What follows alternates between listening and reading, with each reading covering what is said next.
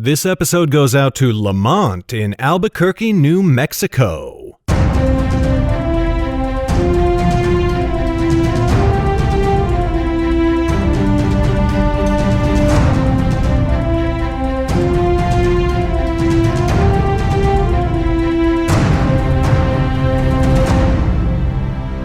Hi there, Megan Robinson here. Welcome to the 23rd episode of the Nightblade Epic podcast. We wanted to remind you that the Bloodlust audiobook is available on Audible, iTunes, and pretty much everywhere else that audiobooks are sold. This story follows Mag, an unstoppable warrior on a quest to avenge her husband. On her road, she runs into a foe no one in Underrealm has seen for years. The story is told by her best friend, a ranger named Alburn. And if you don't already know who Alburn is, trust me, you're going to love him. Garrett had fun with this one, and it's our best audiobook so far. If you'd like to support this show and the work we put into it, buying one of our audiobooks is the best way to do it. Pick up Bloodlust now on Audible or wherever you prefer to buy your audiobooks. There's only 4 more episodes left in this season of the Nightblade Epic podcast. After we finish the first book, we're taking a short break before we start releasing episodes of the next book in the series, Mystic. And don't forget about the special surprise we have for you during the break. We've been putting it together since the very first episode, and we know you're going to love it. Okay, now it's time for today's episode. Today, you're getting chapter 36 of Nightblade. When we left off, Lauren had thrown herself to the mercy of the King's Law in a desperate attempt to escape the family Yaren. Enjoy!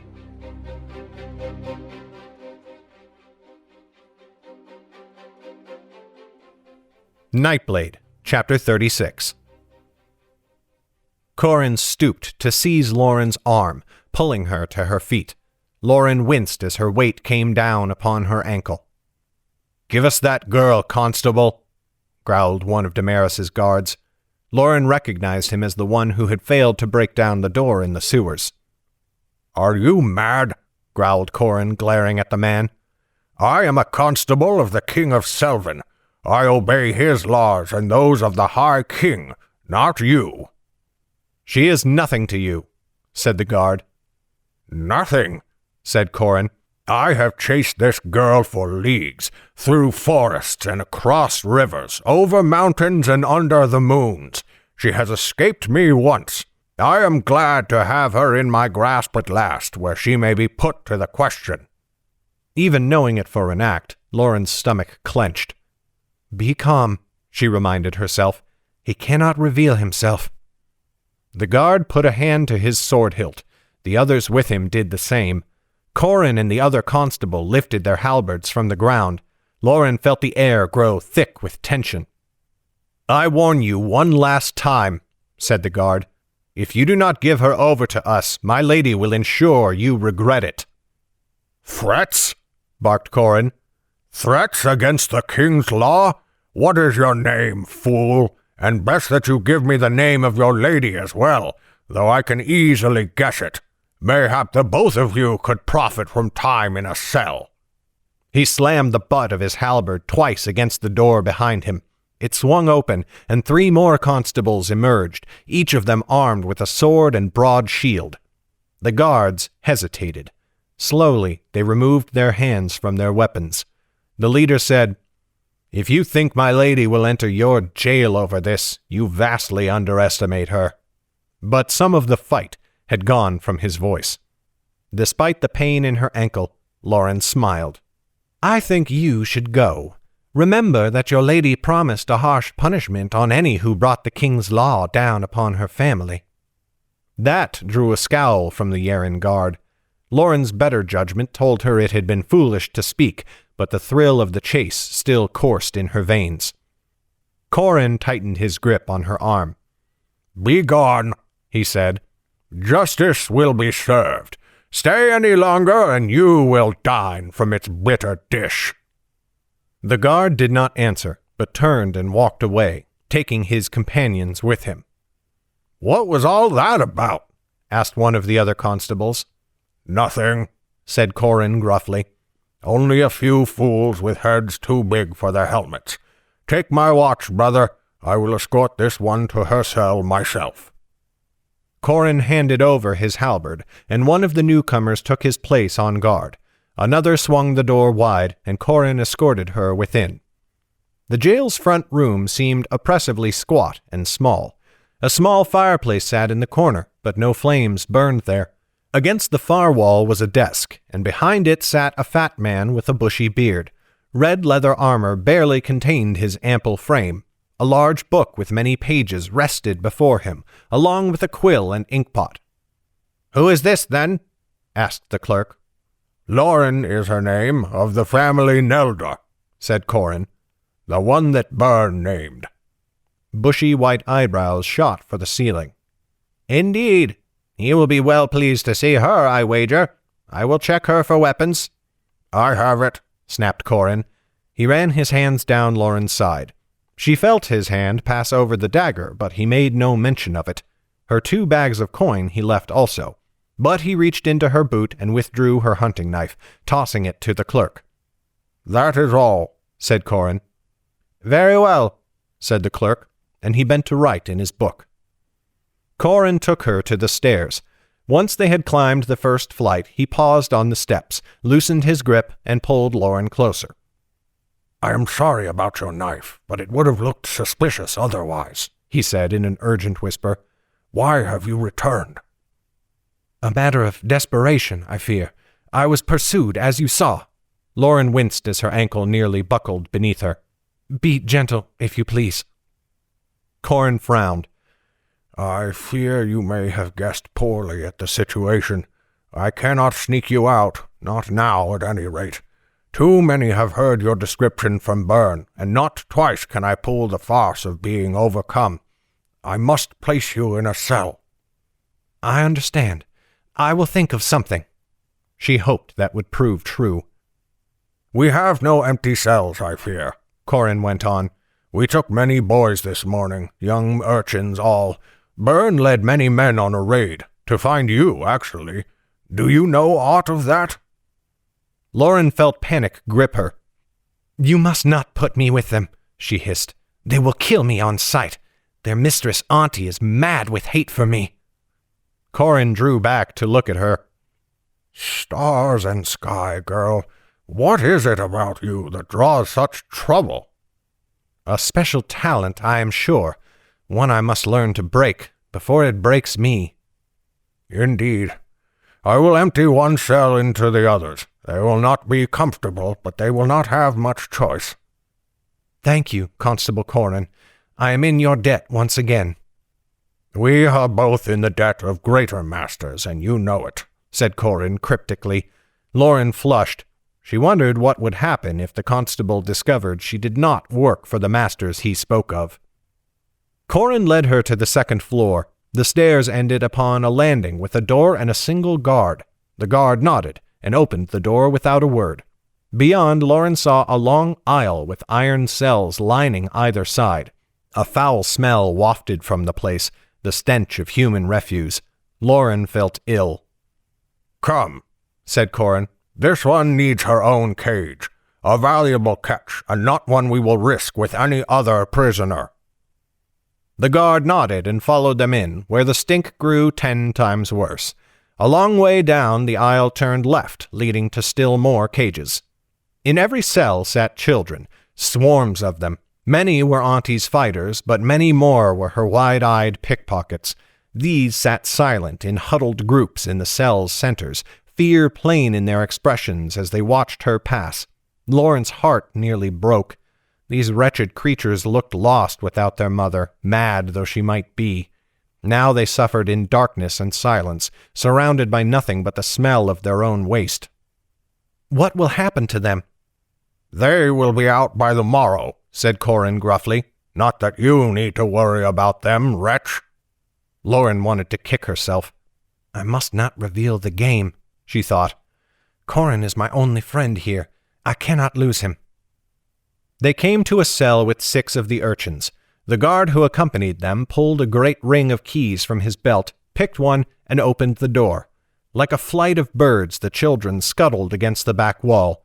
But the constable proved surprisingly gentle, ushering them out the door one at a time into other cells while Corin stood guard to keep the rest from escaping. When the cell was empty, Corin pushed her inside and slammed the door shut. He dismissed the other guard with a nod of thanks, and the man retreated down the aisle. Corin leaned in towards the door one last time. "Is there anything I can do?" he whispered. "Any message I may deliver to your masters, or to anyone else?" Lauren thought quickly. Other than Corin, she had only one friend within the city. "Do you know a man named Jordale?" Corin's eyes widened. "Of course. I might have known. What do you wish me to tell him?" What is that supposed to mean? Lauren ignored it for now. "He stays in the Wormwing. Tell him what has happened." "What should he do?" "He will know." Lauren said it partly because she thought it was true. If anyone would know what to do, Jordale might, but partly because she herself had no idea. Corin gave a curt nod and went, leaving Lauren alone under the stares of Auntie's fighters in the other cells. None took their eyes off her. Even when she determined to ignore them, Lauren could feel the weight of their gaze upon her back. To distract herself, she inspected her cell. In one corner lay a pallet of straw. Lauren moved it away from the iron bars beside it, fearful of one of the boys in the next cell reaching in and strangling her as she slept. A chamber pot sat in the corner, and from what Lauren could tell, it had not been emptied in a while. The room's only other feature was a window barred by iron and set high in the wooden wall. Not too high for Lauren, though. She could reach the bars easily by stretching upon her toes, but the bars proved well mounted and did not give when she tugged. She could see nothing but blue sky through them. She needed an idea, but she was fresh out of them. Throwing herself upon Corin's mercy might yet prove to be a terrible mistake. The weight of the morning's battle and the sewers with Auntie descended upon her all at once, and Lauren felt bone-weary. She sat on the straw pallet, but she did not wish to lie down. Lauren did not wish to sleep if she could help it. Everything fell to uncomfortable silence. A breeze blew in through the window above, a small stream of air somewhat fresher than the latrine stink of the jail. It was a small thing, but it helped. Despite herself, Lauren dozed, leaning back against the wall. She only snapped awake at the sound of the jail's door slamming shut. Corin, or, hoping against hope, Jordale. It seemed too soon, but then she did not know how late the hour had grown. She stood and peeked out the window, but the sky looked as blue as before. Lauren went to her cell door, but her heart sank when she saw those coming down the aisle, and she wanted to crawl into a hole where no one would ever find her. Corin came, yes, but beside him walked Damaris, her fine green dress sweeping along the floorboards, 2 armed and armored guards at her back. Lauren retreated from the door, returning to sit against the wall and wrapping her arms around her knees. She tried not to look up as Damaris stopped before her. "Greetings, Lauren of the family Nelda." Lauren said nothing. "There," said Corin. "You have seen that she is here, as I said. Now you may go. By rights, none but constables are allowed to enter here." "And yet you have already read the mayor's letter, Constable. I am a friend to the crown, and I am to be given every possible courtesy. Did those instructions read unclear to you? I certainly understood them." Corin only glowered. "I wish to speak to her alone," said Damaris. "I will not open the door," said Corin. "She is meant for the king's justice. Not even your pretty letter can stop that." "That will not be necessary," said Damaris. "Only leave me alone with her. Words will pass easily enough through the bars." "I will not. Besides, you will not be alone. Look around you." He waved at the multitude of prisoners. Damaris snapped him a sharp glance and might have said more, but the conversation halted at the sound of the jail's door crashing open again. The heavy stomp of boots came fast and angry towards them. Lauren glanced up, but could not see their source for a moment. When she finally did, she wished she had not. Byrne came to the cell door, standing beside Corin and Damaris, a vein in his forehead pulsing with fury. "Caught at last, little Jay," he said, "and not too soon. I thought we had lost you, but then dung always finds its way to the chamber pot." "Ah, another admirer," said Damaris lightly. "And what are you doing here?" snarled Byrne, ignoring Damaris and rounding on Corin. "I left no question downstairs. You are not to stand watch over this one." Corin drew up to his full height, though that still left him nearly 3 hands shy of Byrne's impressive stature. "I too pursued her across Selvin. I will not be denied my justice any more than you will yours." "Yes, pursued her and then let her go once we had her. Well, not again. Return to your post, constable." "You do not outrank me," said Corin staunchly. "Not yet." "Gentlemen, mayhap these measurements could be taken elsewhere," said Damaris. "As I have already told you, I must needs speak with the prisoner alone." Corin turned his glare on her. "And I have told you no one is to be left alone with the prisoner, mayor's letter or no." But Byrne's face grew sharp, his eyes suddenly squint and glinting.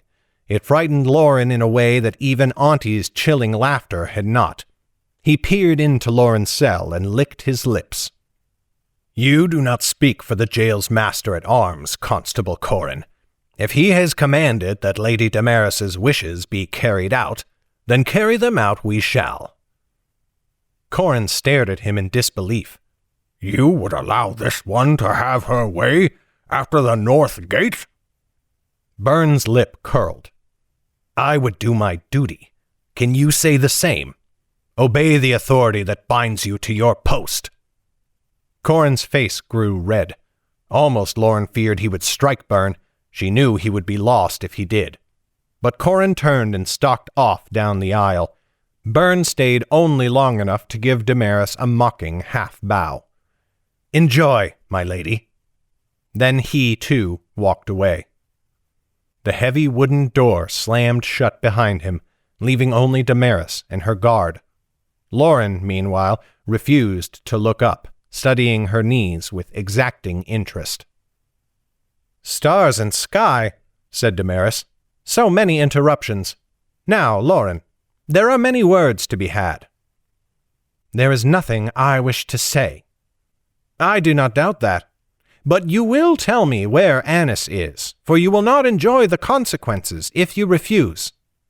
Lauren shrugged. "The truth, then?" "Of course."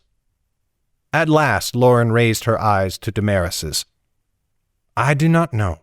She ran from me when the constables took me the first time, and I have not seen her since." Damaris stood silent for a moment. Lauren could not read her eyes. Then the merchant sighed and shook her head. "A brave attempt. You are gifted in the art of deceit, and if I did not know better I would take your words for truth. But the weremage gave lie to your words. She saw the two of you together in the sewers not 2 days ago." "She is lying," Lauren insisted. "I have searched for Annis since we separated." "She did not lie," said Damaris. "Would you like to know how I can be so sure?" Lauren did not, and remained silent. She did not think she would like the answer. Damaris reached into her cloak and withdrew a rope. No, not a rope, Lauren saw. For as she pulled it from the pocket, the thing moved. Shiny cream scales shone in the daylight pouring through the window. The end twitched as it hung from Damaris's fingers.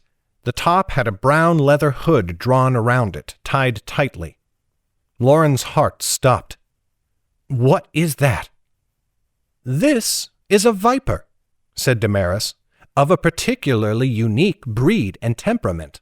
It is not a kind-hearted beast. Its teeth seek flesh most eagerly. But what makes it particularly useful is its venom. Aside from being most fatal, which it is, in the painful moments before death, the victim's mind grows most pliable. It is quite a useful creature for extracting the truth." Lauren pushed herself harder against the wall, trying to sink into the wood. "Do not do this, Damaris." "I do not wish to," said Damaris, and Lauren heard genuine regret in her voice. "I do respect you, cherish you even. You will never know how high you stand in my estimation, Lauren of the family Nelda. But blood comes before all else, as the saying goes. With a quick swipe, Damaris removed the leather hood to reveal a pointed head, spiked ridges running along both sides. The serpent hissed, but Damaris held it behind the neck so that it could not move. With a flick of her wrist, the merchant flung it between the iron bars to land upon the floor of Lauren's cell. This has been a production of Legacy Books, written and narrated by Garrett Robinson. The music in this podcast was created by Will Musser. Check out his incredible work at willmusser.com. That's WILLMUSSER.com. Today's letter is M. Thank you for listening. Bye-bye.